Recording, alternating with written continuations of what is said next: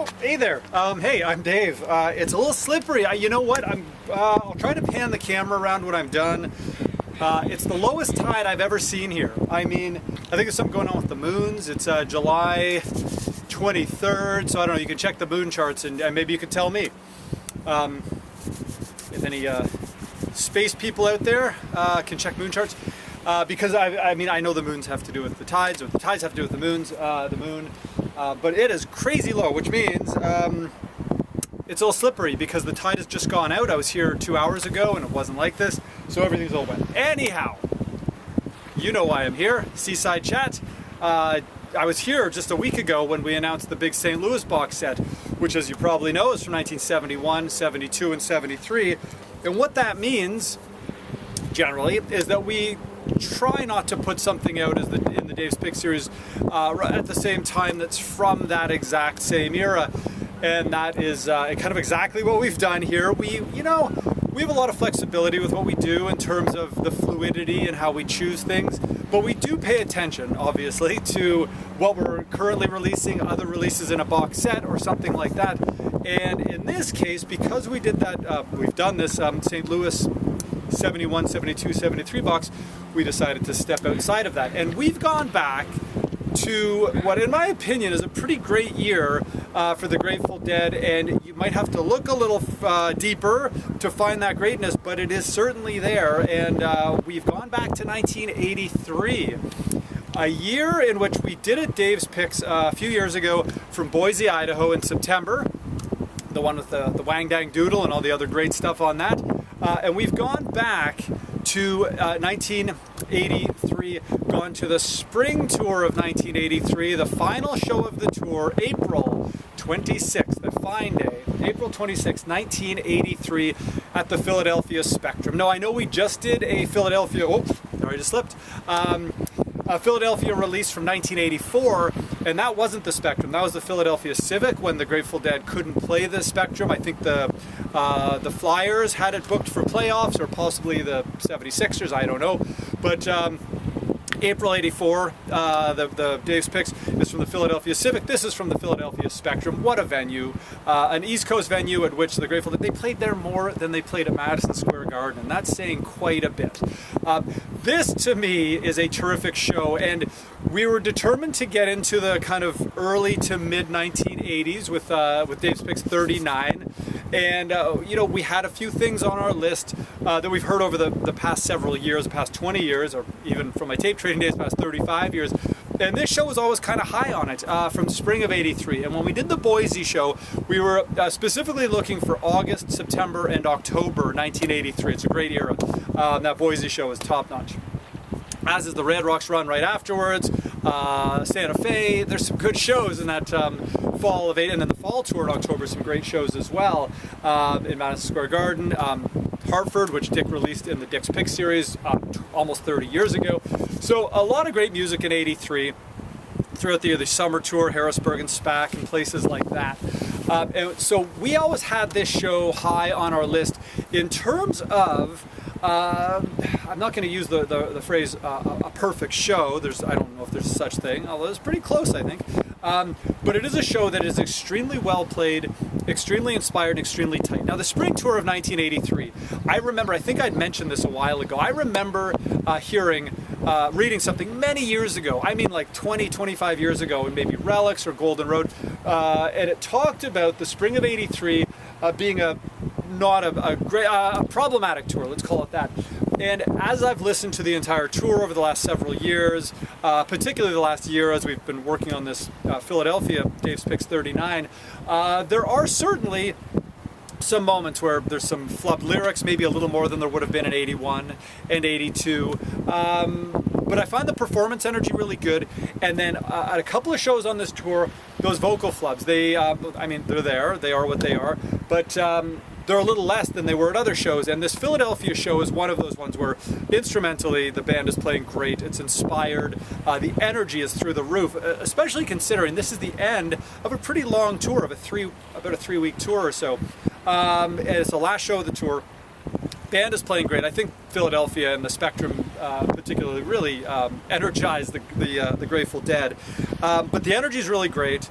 It's inspired. Vocally, I find everybody very strong, and I find that the I don't want to call them mistakes, the flubs, whatever, are very minimal at this show, especially compared to some of the other shows on this tour, which I love this tour. I think there's some phenomenal shows on this tour.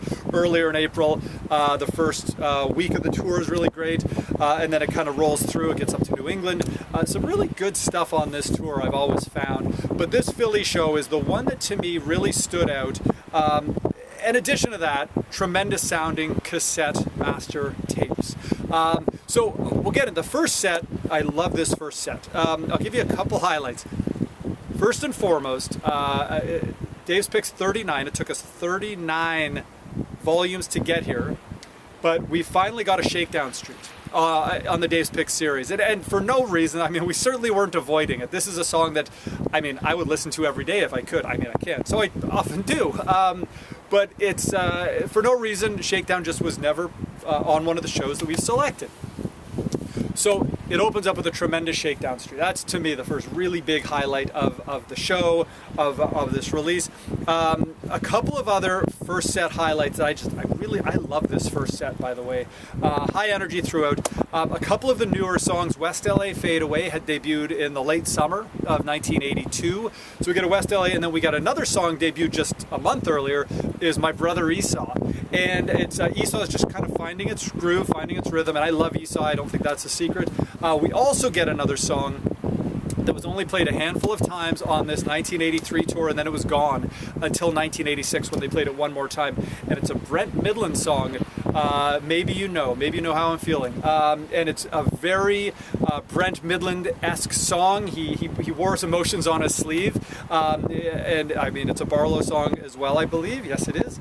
And so, but I just feel that Brent really dug into this song. It's too bad they didn't play it more. I would love to have seen this through, 1990 when Brent kind of left the band. And left us. Actually, I'm filming this on July 23rd, which is 31 years ago today. Brent actually played his final show with the Grateful Dead, sadly. And so we get that, and then the first set ends, just as it opened with a huge, meaty version of Shakedown Street.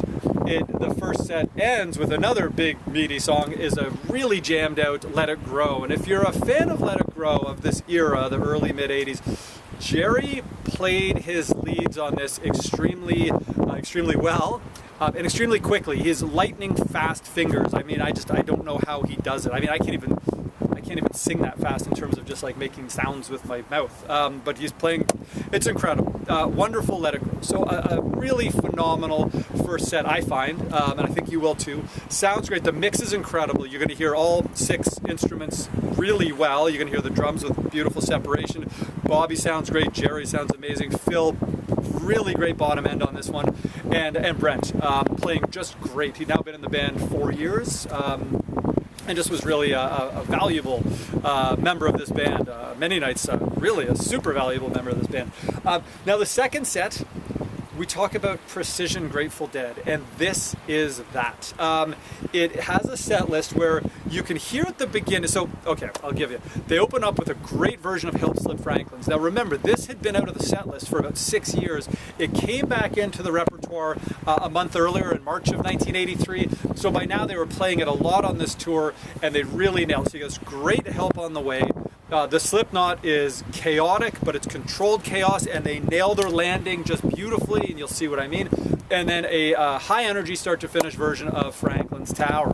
So we get this incredible Help Slip Franklin's that they barrel right into Man Smart, Woman Smarter, that then on a beat, and they kind of plan this out, they go right into a terrific version of Drums and Space. And Drums and Space on this tour I really love. So you get this incredible kind of segue from Help Slip Franklin's Man Smart right into Drums and Space, and then coming out of Drums and Space, a kind of classic sequence, but again, everything. And where you're going to notice this is as the big crescendos as they come out of Drums with Truckin', the big crescendos on Truckin', you know the ones I'm talking about, the big kind of powerful instrumental explosions. They really, really nail these absolutely perfectly. So you're going to hear this incredible truckin that falls into Morning Dew, which was played a heck of a lot on this tour. It was played not every night, but I think it was played, I don't know, 4 times maybe on this tour. So you get this incredible Morning Dew, and again, we talk about precision. They nail every part of the Morning Dew on this. And then we get a new pairing of Throwing Stones, Not Fade Away to end the show. It was a new set closer. They'd only started closing shows with this, I think it was on this tour a month or a couple weeks earlier. So you get a great Throwing Stones, Not Fade Away to wrap things up.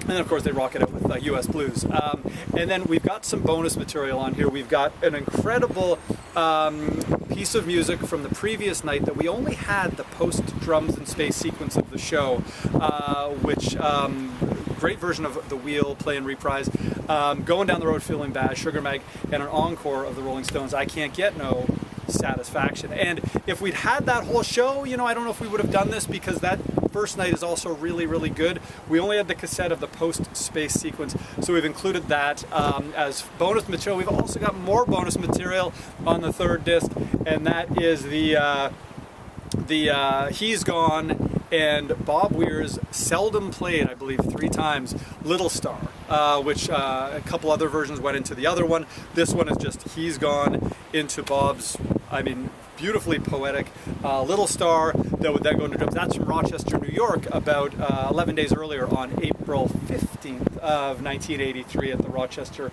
War Memorial. So, if you dig the Grateful Dead in high energy format, this is the one for you. I really, really love the precision of this music. And again, for a year like 83, like 84 and 85, which are a little, I mean, much maligned, we'll call it, maybe less so 85, but 83, 84, like 86, they kind of have a bad rap. And I think this show, just like the Boise one, will help you feel a little less bad rappy about this one, because it is a really terrific show. I mean, I love it, and it sounds great. Jeffrey did a wonderful job. The original Healy board mix is terrific. Like I say, all 6 instruments are really good, and occasionally in this era the bass can be a little shy. It's not shy in this one. 83 bass I find really good on the mixes. So you get an incredible mix of a great show, 3 CDs. The booklet's incredible. Helen Kennedy, of course, did a wonderful artwork.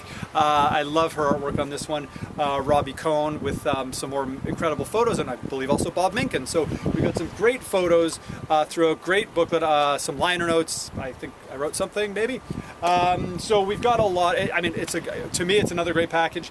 But the music, again, from Shakedown Street right through the end, including the bonus material from the previous night on April 25th, plus the Rochester stuff with the He's Gone and the Bob Little Star. I mean, this is a really fun release. I really love this one. And I mean, also, I'm going to give you a little tease for number 40, which is now in the can. We'll release that in about 3 months. I think you're also going to really love that one, too. I'm really excited about that one. So we've already started putting a lot of work into number 41 and 42, going into 2022. I can't believe we're up to 11 years of this series. And thank you again for continuing to support it and be interested in it, because we love doing what we do. But again, Philadelphia Spectrum, April 26th, a great day. April 26, 1983, at the Philadelphia Spectrum, opening with Shakedown Street. Again, I love this Shakedown Street. The first set, you're getting quite a few songs that are new, that don't appear on too many releases, like Brother Esau, maybe you know, Little Star by Bob Weir.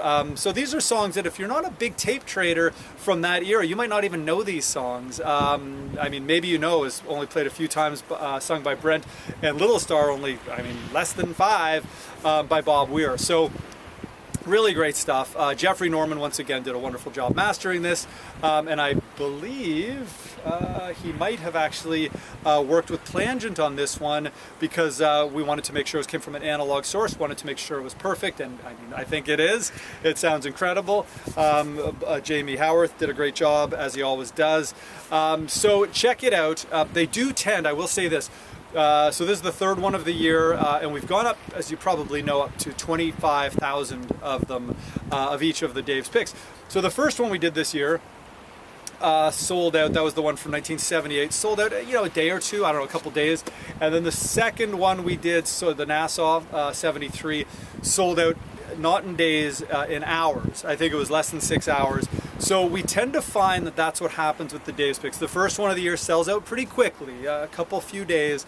The second one, a few hours. The third one, a couple of hours. And the fourth one, remember the fourth one last year, the Hartford 87, which is the 4-CD set. I think it sold out in 40 minutes or something like that. It was very quick. So point is, hopefully you have the time to go to dead.net if you're interested. If you're a subscriber, don't worry, you're covered, you got this. But if you didn't subscribe, but you do want to get some terrific 1983 Grateful Dead, where the band really does sound great. Again, to me, it's a terrific addition to the Dead's recorded canon. We haven't done a lot of 83, so I think, oh, slip in here, I'm telling you. I do feel that this is a great addition to the recorded canon of Grateful Dead, the recorded legacy. Some great stuff. So, thank you very much for listening. I am going to try to pin, well, you can't really see much. Just trust me, the low tide is wildly low right now.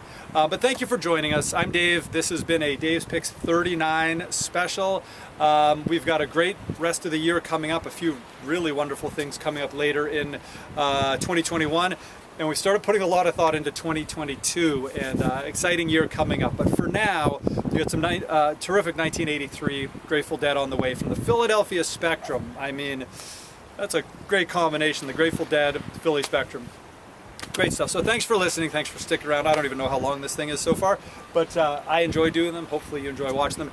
And I also hope you enjoy listening to this new Dave's Picks 39. Should arrive at your doorstep pretty soon if you order it. All right, we'll see you around probably in a month or two.